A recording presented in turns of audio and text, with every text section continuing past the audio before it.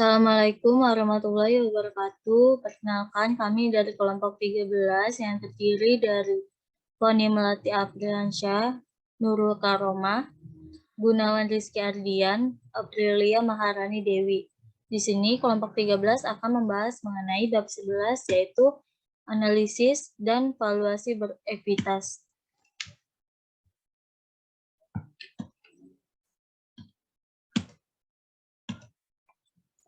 Analisis dan valuasi ekuitas adalah menganalisis dengan mempertimbangkan persentensi, evaluasi, dan perkiraan laba.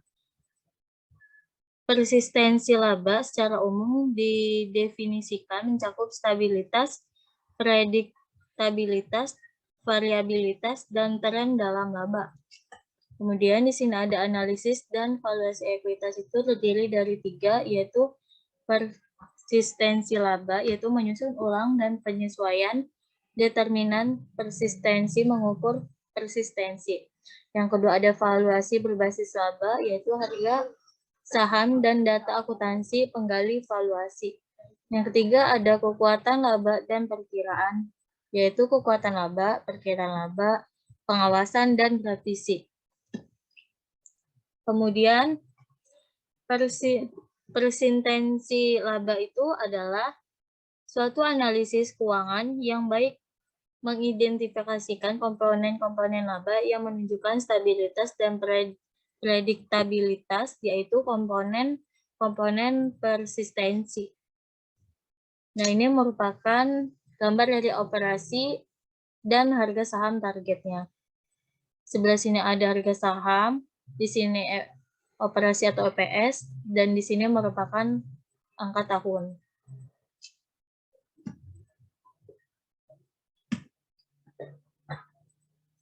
Kemudian penyusunan ulang dan penyesuaian laba.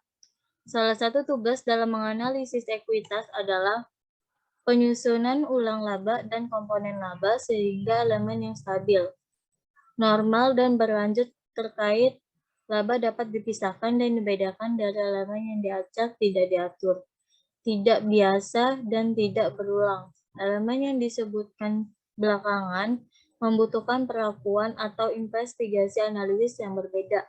Penyusunan ulang juga bertujuan untuk mengidentifikasikan elemen-elemen yang dimasukkan dalam laba saat ini yang seharusnya lebih tepat dimasukkan pada hasil operasi periode sebelumnya. Kemudian di sini ada informasi dalam persistensi laba, itu adalah analisis hasil operasi untuk menyusun ulang dan penyesuaian laba membutuhkan informasi yang dapat diandalkan dan relevan. Sumber utama informasi ini yaitu yang pertama, laporan laba rugi yang mencakup komponen pendapatan dari operasi yang dilanjutkan atau yang tidak dilanjutkan keuangan, dan kerugian luar biasa, dampak kumulatif dari perubahan pada prinsip-prinsip akuntansi. Yang kedua ada laporan keuangan lainnya dan catatan atas laporan keuangan. Yang ketiga ada diskusi dan analisis manajemen.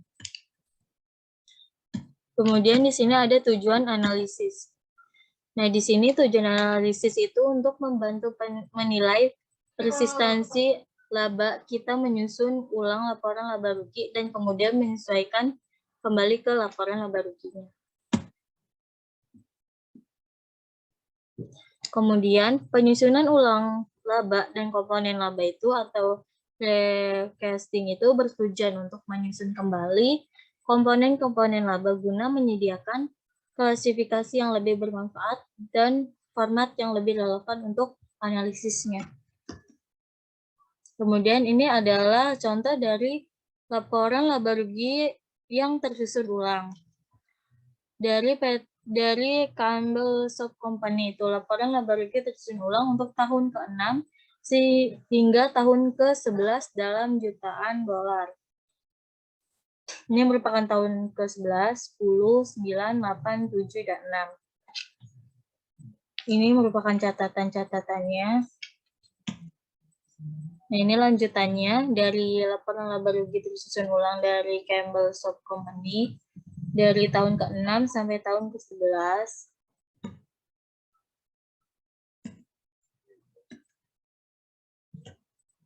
Selanjutnya akan dilanjutkan oleh Poni Melati.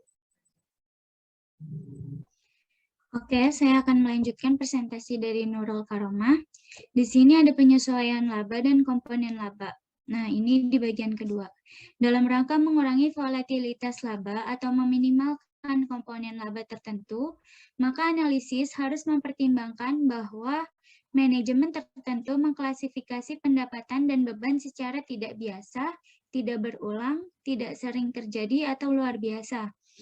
Nah, kalau yang luar biasa ini dia belum tentu ada pada setiap perusahaan. Jadi ada tapi hanya perusahaan tertentu saja yang memilikinya gitu.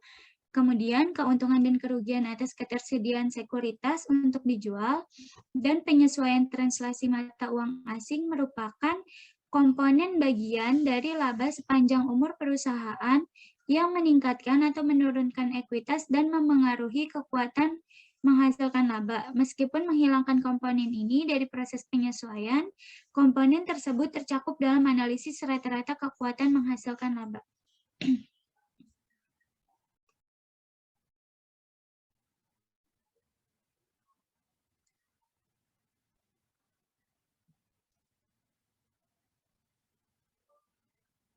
Nah, di sini ada tampilan 11.2 yang dimana tujuan dari analisis laporan laba rugi berulang ini sudah dijelaskan oleh Nurul Karomah tadi di awal. Kemudian di sini ada contoh dari Comparable Shop Company, laporan laba rugi penyesuaian untuk tahun ke-6 sampai dengan tahun ke-11. Nah, di sini jadi sebelum kita memulai resistensi labanya, itu di sini itu sudah menunjukkan bahwa laporan tersebut sudah disesuaikan.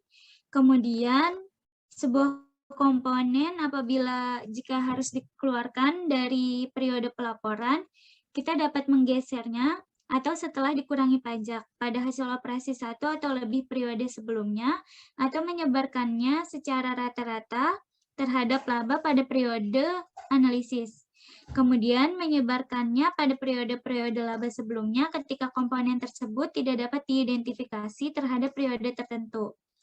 Walaupun merata-ratakannya membantu dalam menentukan kekuatan menghasilkan laba, tapi tidak membantu dalam menentukan tren laba. Jadi, kita juga perlu menyadari bahwa memindahkan keuntungan dan kerugian pada periode lainnya itu tidak memperbaiki salah saji pada periode sebelumnya. Kemudian, penggantian kerugian terkait pelanggaran hak atas paten pada suatu periode, berarti periode sebelumnya itu menanggung kerugian akibat hilangnya penjualan atau penurunan nilai lainnya. Next, Nurul. Selanjutnya di sini ada determinan persistensi laba. Tren dan persistensi laba. Tren laba seringkali mengungkapkan petunjuk penting mengenai kinerja perusahaan saat ini dan di masa mendatang atau siklus pertumbuhan dan daya tahan, serta kualitas manajemen. Praktik manajemen laba mengasumsikan tren laba merupakan hal penting untuk valuasi dan merefleksikan kepercayaan bahwa revisi retroaktif berupa penyajian kembali laba sebelumnya hanya sedikit berdampak terhadap harga sekuritas. Lanjut.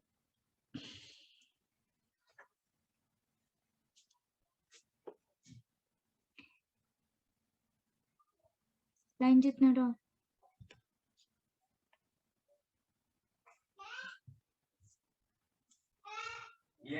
Selanjutnya di sini ada manajemen laba dan persistensi. Jadi manajemen laba itu menggunakan prinsip pelaporan akuntansi berterima umum untuk melaporkan hasil tertentu, yaitu menggunakan diskresi yang tersedia. Manajemen laba tidak memengaruhi transaksi aktual, tetapi memengaruhi redistribusi atas kredit atau beban antar periode. Tujuan utama manajemen laba yaitu menurunkan visabilitas laba ke dalam beberapa periode melalui pemindahan laba antara periode yang baik dan periode yang buruk. antara periode saat ini dan periode masa mendatang, atau melalui berbagai kombinasi lainnya. Kemudian ada bentuk-bentuk manajemen laba yang perlu diwaspadai, yaitu pertama perubahan pada metode atau asumsi akuntansi. Belum selesai, Nurul. Kemudian yang kedua itu ada saling menghapuskan keuntungan dan kerugian luar biasa atau tidak biasa. Kemudian yang ketiga itu ada big bets. Yang keempat ada write downs. Yang kelima ada menentukan waktu pengakuan pendapatan dan beban. Di sini saya akan menjelaskan sedikit. Jadi big bets itu merupakan teknik mengakui beban di masa mendatang pada periode masa kini. Saat kinerja periode masa kini harus menghadapi kondisi buruk yang sulit dihindari. Kemudian di sini ada write downs, yaitu penurunan nilai atas aset operasi seperti pabrik dan peralatan atau aset tidak berwujud seperti goodwill ketika hasil operasi perusahaan buruk merupakan salah satu bentuk lain dari manajemen laba. Next.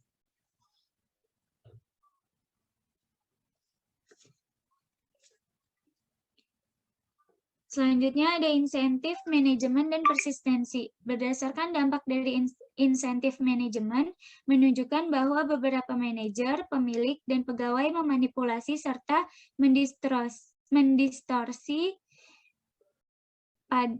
yang dilaporkan untuk keuangan pribadi, terutama perusahaan yang mengalami kesulitan.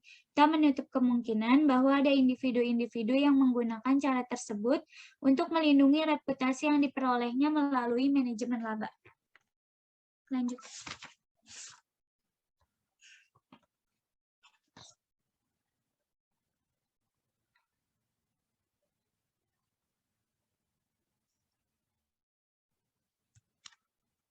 Oke, selanjutnya di sini ada ilustrasi 11.1. JM melaporkan revisi atas masa manfaat pabrik dan peralatannya dengan mengurangi beban penyusutan dan amortisasi sebesar 1,2 miliar dolar. Direktur utama JM melaporkan bahwa JM memperoleh laba sebesar 3,6 miliar dolar untuk tahun berjalan, naik 21%, walaupun terjadi penurunan sebesar 9% terkait penjualan di seluruh dunia. Jika tanpa penurunan penyusutan dan amortisasi sebesar 1,2 miliar dolar, laba akan mengalami penurunan. Perubahan akuntansi diikuti dengan provisi tahun sebelumnya, yaitu sebesar 1,3 miliar dolar untuk penutupan dan restrukturisasi pabrik.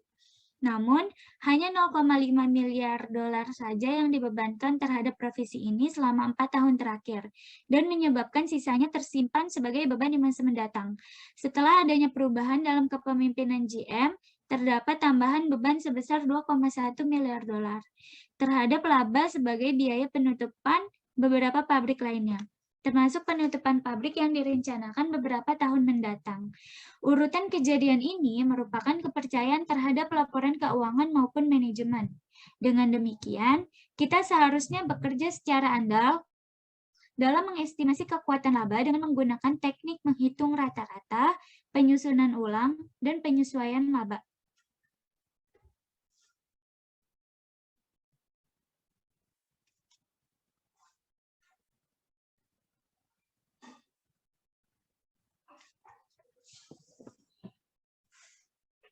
Selanjutnya, persistensi dan pos sementara dalam laba.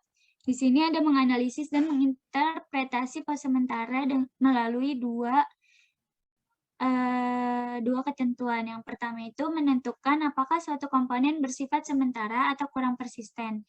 Yang kedua, menentukan penyesuaian yang dibutuhkan terkait penilaian persistensi.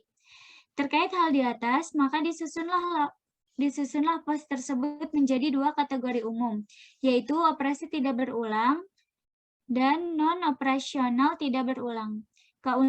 Yang pertama, keuntungan dan kerugian operasi yang tidak terulang itu berkaitan dengan aktivitas operasi tetapi jarang terjadi atau tidak dapat diprediksi, yaitu berkaitan dengan aktivitas normal suatu perusahaan. Pendapatan dan beban operasi pabrik merupakan aktivitas yang berkaitan dengan berjalannya pabrik. Sebaliknya, pendapatan dari hasil penjualan sekuritas yang tersedia untuk dijual merupakan keuntungan atau kerugian non-operasi. Konsep lainnya yaitu berulang, yakni terkait frekuensi.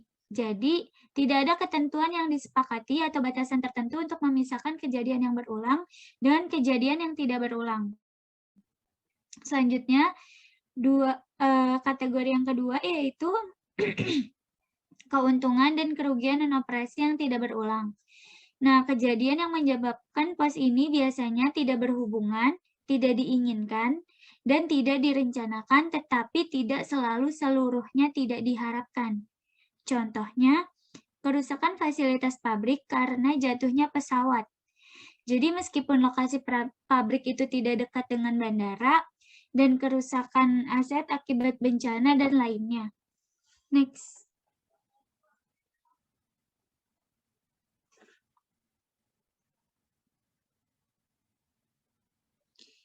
Selanjutnya di sini masih materi tentang persistensi dan pos sementara dalam laba. Itu contoh lainnya yaitu kerugian yang menimbulkan korban dan secara substansial tidak diasuransikan, serta bukan merupakan resiko normal perusahaan. Kedua, pengambil alihan aset perusahaan oleh pemerintah asing. Ketiga, kerusakan properti karena perang, pemberontakan, atau kerusuhan oleh masyarakat sipil yang tidak diharapkan. Kejadian ini seringkali tidak berulang, tetapi berkaitan dengan aktivitas operasi sangat beragam. Langkah kedua dalam menganalisis pos sementara adalah mempertimbangkan dampaknya terhadap sumber daya perusahaan dan evaluasi manajemen. Dampak pos sementara terhadap sumber daya perusahaan itu yaitu setiap keuntungan dan kerugian sementara memiliki dampak ganda. Semakin besar pos sementara, semakin besar juga dampaknya terhadap pengembalian. Kemudian dampak pos sementara dalam evaluasi manajemen. Salah satu yang sering dikaitkan dengan keuntungan dan kerugian sementara adalah kurangnya keterkaitannya dengan aktivitas usaha normal atau terencana.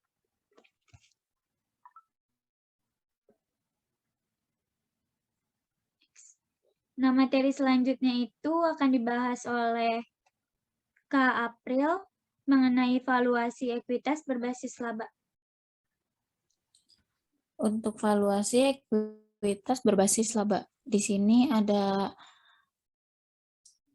pertanyaan tujuan dari valuasi ekuitas berbasis laba.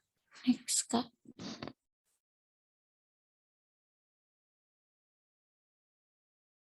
Tujuannya yaitu untuk pengguna laporan keuangan, estimasi nilai yang dapat diandalkan dapat digunakan untuk mengambil keputusan dari laporan keuangan. Untuk deskripsinya, atas valuasi ekuitas, perusahaan biasanya bergantung pada metode diskonto arus kas. Berdasarkan pada metode ini, nilai ekuitas suatu perusahaan dihitung berdasarkan perkiraan arus kas yang tersedia bagi investor ekuitas. Perkiraan ini kemudian didiskonto menggunakan biaya modal ekuitas perusahaan. Next.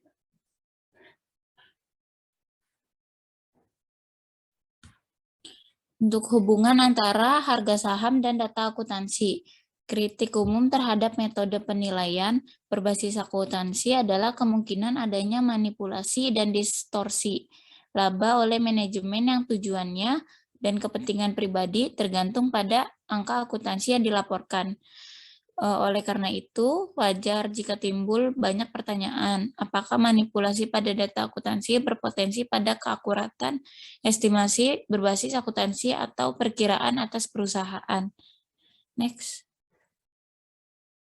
Sebelumnya saya akan menjelaskan mengenai apakah manipulasi akuntansi akan mempengaruhi estimasi berbasis laba dalam evaluasi perusahaan. Itu dalam metode penilaian berbasis akuntansi memungkinkan adanya manipulasi dan distorsi laba oleh manajemen untuk kepentingan pribadi. Oleh karena itu, potensi manipulasi data akuntansi bisa atau tidak mempengaruhi peramalan nilai perusahaan.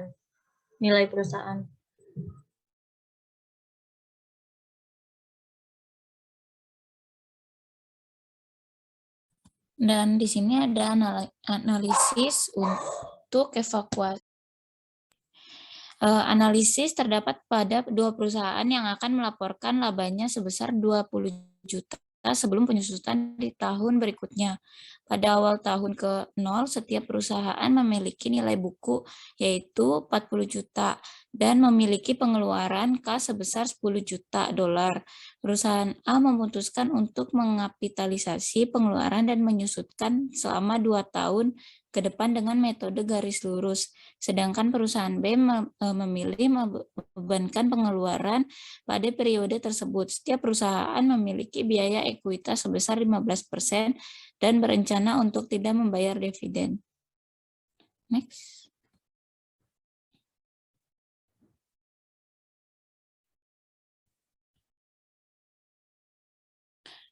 Untuk secara umum, terminologi akuntansi konservatif digunakan terhadap metode yang menghasilkan laba yang lebih rendah dan nilai buku yang lebih rendah pada tahun-tahun awal.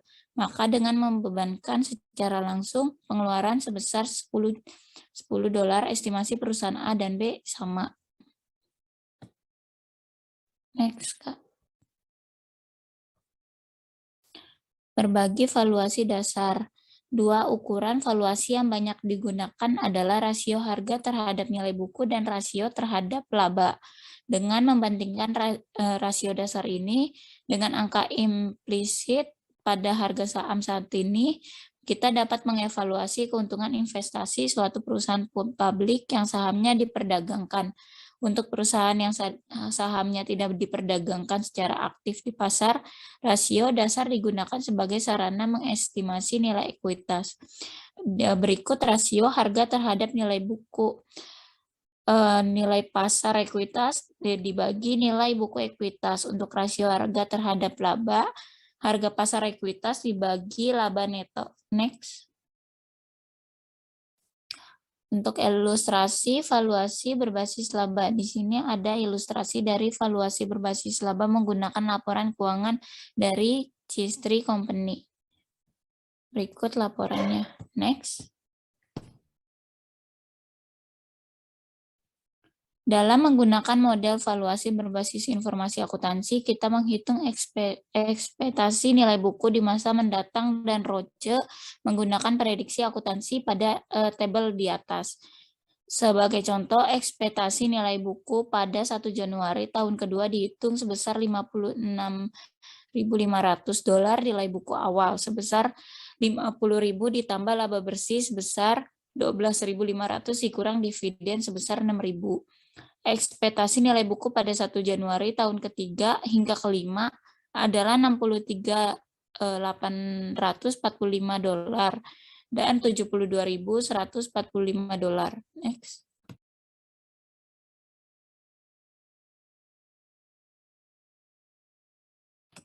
Untuk rasio harga terhadap laba. Rasio harga terhadap laba dinyatakan harga pasar ekuitas laba neto. Ohlison dan Jutner menunjukkan bahwa rasio PE dapat ditulis sebagai fungsi pertumbuhan jangka pendek dan jangka panjang atas laba per saham. Dalam bentuk ini, rasio PE dihubungkan pada pertumbuhan jangka pendek dalam laba per saham secara relatif. Manajemen seharusnya waspada terhadap risiko yang disebabkan karena alam atau buatan manusia. Pengambilan keputusan merupakan aktivitas bisnis yang diharapkan. Dalam penilaian, pemisahan antara pos normal dan sementara seringkali tidak berarti. Manajemen dibayar untuk mengantisipasi dan memperkirakan kejadian yang tidak biasa. Next.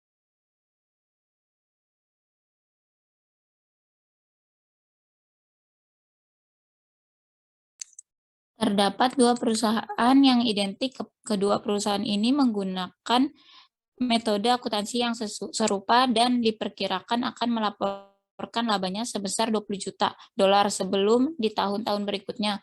Maka kita mengasumsi bahwa laba residu untuk tahun ketiga dan setelahnya adalah 0.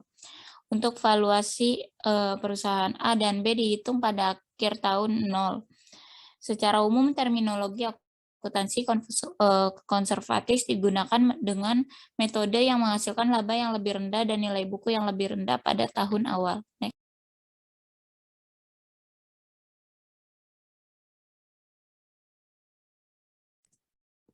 Untuk kekuatan laba dan perkiraan untuk tujuan valuasi. Bagian ini memperluas peranan kekuatan laba dan perkiraan laba untuk tujuan valuasi. Untuk itu kita harus waspada terhadap kemungkinan bahwa laba residu adalah nol. Prinsip akuntansi konservatif dapat menciptakan penampakan profitabilitas residual. Untuk berbagai kemungkinan bahwa meskipun laba residu nol, prinsip akuntansi konservatif dapat menciptakan penampakan profitabilitas residual.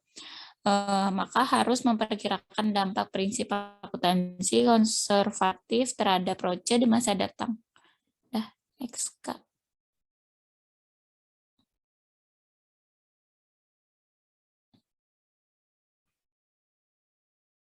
Baik, saya akan melanjutkan pembahasan yang sudah dibahas. Lalu ada kekuatan laba atau earning power. Kekuatan laba dianggap sebagai faktor utama dalam evaluasi perusahaan. Model valuasi berbasis informasi akuntansi memasukkan kapitalisasi kekuatan laba, di mana kapitalisasi ini mencakup penggunaan suatu faktor atau penggali yang mencerminkan biaya modal dan ekspresi risiko maupun imbal hasil di masa mendatang. Kebanyakan analisis dan laba dan laporan keuangan ditunjukkan untuk menentukan kekuatan laba. Mengukur kekuatan laba, yaitu merupakan suatu konsep yang diturunkan dari analisis keuangan, bukan akuntansi yang berfokus pada stabilitas dan presentasi laba maupun komponen laba. Laba merupakan ukuran yang paling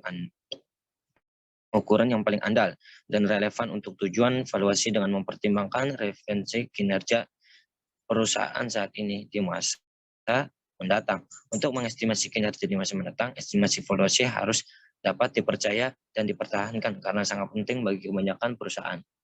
Lalu ada rentang waktu dari kekuatan laba. Kekuatan laba suatu perusahaan dapat diukur dengan menggunakan rata atau kumulatif laba selama beberapa tahun. Rentang waktu untuk menghitung rata pada umurnya 5 tahun hingga 10 tahun. Periode yang panjang ini cenderung terpengaruh distorsi ketidaknormalan dan dampak sementara lainnya, yaitu mengurangi referensi hasil selama 1 tahun. Perhitungan laba selama 5 tahun sering mempertahankan penekanan pada pengamanan terkini sekaligus menghindari kinerja yang kurang relevan. Next.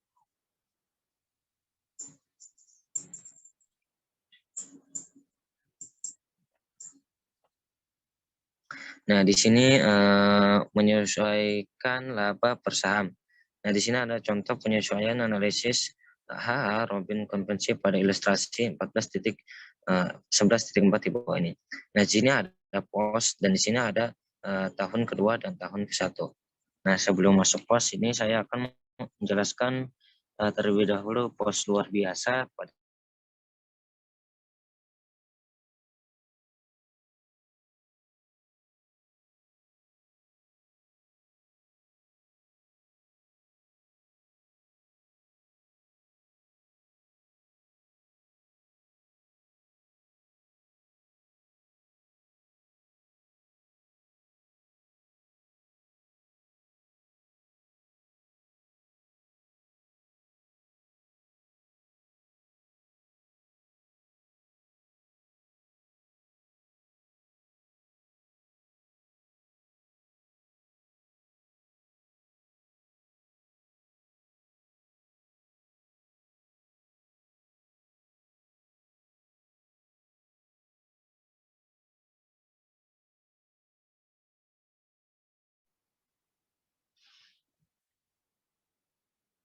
perkiraan laba. Mekanisme perkiraan laba. Perkiraan yang dapat manfaat dari disagresi yang mencakup penggunaan data berdasarkan lini, produk, atau segmen. Dan saat berguna ketika segmen-segmen ini memiliki resiko, probabilitas, dan pertumbuhan yang berbeda. Di sini ada tabel laba Techcom dalam jutaan rupiah dari 2003 sampai 2006 dengan jenis produk elektronik, jasa pelanggan, dan di sini total laba neto. Dari total laba neto itu sendiri dari tahun 2003 sampai ke 2006 itu ada perubahannya. Jadi contoh 2003 $2.400.000 dan 2004 total laba neto $2.500 dan 2005 $2.600 dan 2006 $2.600. Ekstrapolasi biasanya mengasumsi berkelanjutan tren dan memproyeksi tren tersebut ke masa mendatang secara mekanis. Perkiraan laba yang dapat diandalkan dilakukan dengan analisis komponen laba dan mempertimbangkan seluruh informasi yang tersedia, baik kuantitatif maupun kualitatif, yang mencakup perkiraan komponen dan spekulasi atas kondisi bisnis di masa mendatang. Next.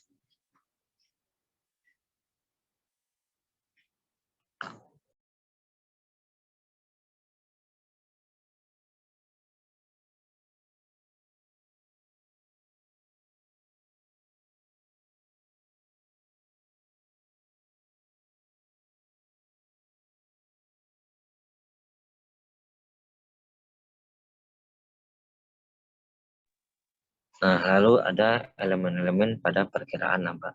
Yang pertama, tidak boleh mencampur adukan kinerja perusahaan di masa lampau dengan di masa mendatang dengan ketidakpastian perkiraan.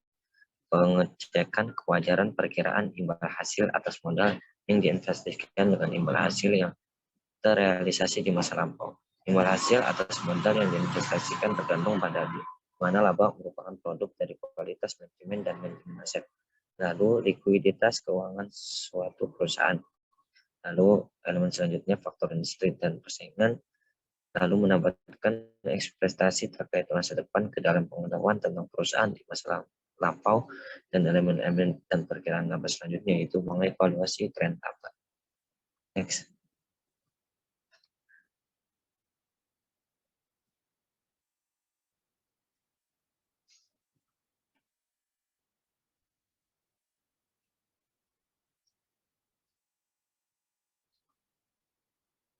Nah, di sini selanjutnya yaitu melaporkan perkiraan laba. Perkiraan manajemen atau pihak internal berbeda dengan perkiraan yang dibuat oleh analisis keuangan atau pihak eksternal. Namun, perkiraan yang dibuat oleh keduanya tergantung pada penilaian atas asumsi yang melandasinya. SEC merekomendasi agar perkiraan dilaporkan dalam bentuk laporan keuangan dan disertai informasi yang memadai bagi investor untuk menilai keadaannya. SEC memiliki aturan safe harbor dalam mendorong pengungkapan perkiraan yang melindungi perusahaan dari tuntutan hukum jika prediksi mereka tidak terbukti. Next.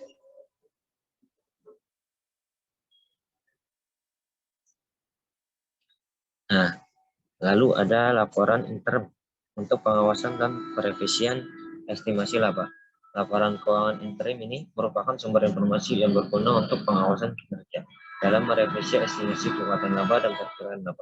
Biasanya diterbitkan setiap kuartal, dirancang untuk memiliki keuntungan. Namun, tetap harus disadari bahwa laporan ini memiliki keterbatasan terkait sulitnya mengaitkan kemampuan laba pada periode yang kurang dari lalu ada penyesuaian pada akhir dari dalam penghitungan hasil operasi dalam tahun membutuhkan beberapa penyesuaian aktual dan estimasi.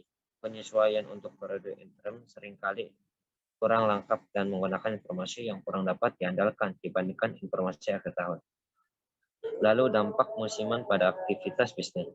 Penjualan produksi dan aktivitas operasi lainnya seringkali tidak merata didistribusikan di antara periode interim yang dapat mendistorsi perbandingan laba interim dan menciptakan masalah dalam pengalokasian biaya diskresioner tertentu. Contoh, iklan, penelitian, pengembangan, perbaikan, dan pemeliharaan.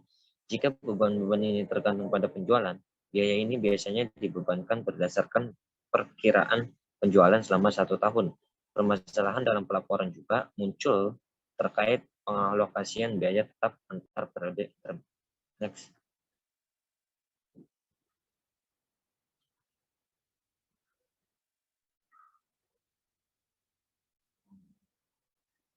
Nah, lalu di sini ada persyaratan pelaporan interim. Pertama, perbandingan data laporan laba rugi interim dan data laporan laba rugi year to date dapat diberikan judul yaitu tidak diaudit, tapi harus dimasukkan ke dalam laporan tahunan atau perusahaan kecil dikecualikan. Lalu perbandingan laporan posisi keuangan adalah laporan arus kas year to date dan informasi performa atas kombinasi bisnis yang diakui sebagai pembelian. Lalu kesesuaian dengan prinsip akuntansi berterima umum. Pengungkapan perusahaan akuntansi, termasuk surat pernyataan dari auditor yang menyatakan bahwa perusahaan adalah lebih baik. Analisis naratif dan manajemen terkait hasil operasi dengan penjelasan perubahan pada pendapatan dan beban sepanjang periode interim. Lalu penggunaan apakah from ini diisi selama periode, melaporkan apakah terdapat penyesuaian laba tidak biasa atau penggantian auditor. Next.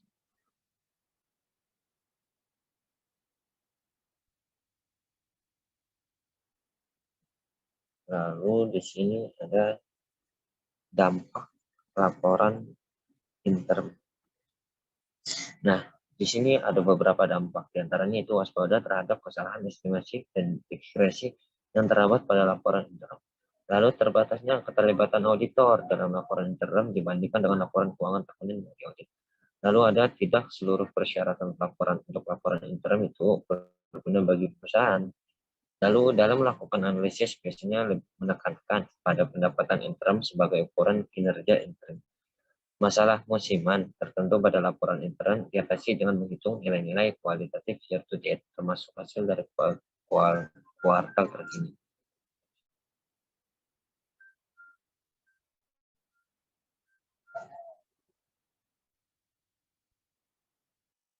Nah, mungkin itu saja presentasi dari kami kelompok 13 yaitu analisis dan kondisi prioritas. Kurang lebihnya mohon maaf. Assalamualaikum warahmatullahi wabarakatuh.